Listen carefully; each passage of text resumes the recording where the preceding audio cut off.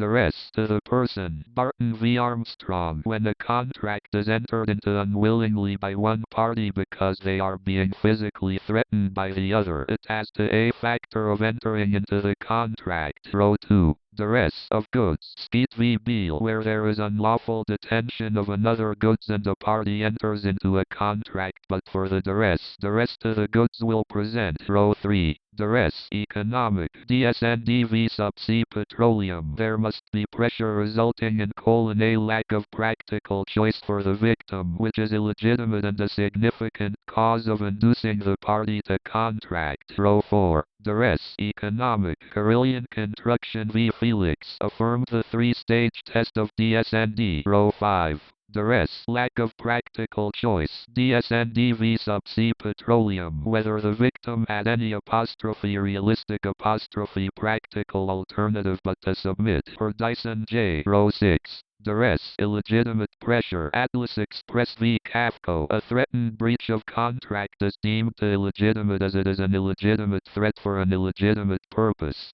Row 7. Duress illegitimate pressure. DSND v. Subsea Petroleum. A legitimate threat made for a lawful purpose is deemed to made in good faith and so not illegitimate. Row 8. Duress illegitimate pressure. CTN Gallagher. A legitimate threat made for an unlawful end can be deemed as made in good faith and not illegitimate. Row 9. Duress illegitimate pressure. The Universe Centale. A legitimate threat made for an unlawful purpose is made in bad faith and so is illegitimate. Row 10. Duress illegitimate pressure. Alec Lobb v. Total Oil.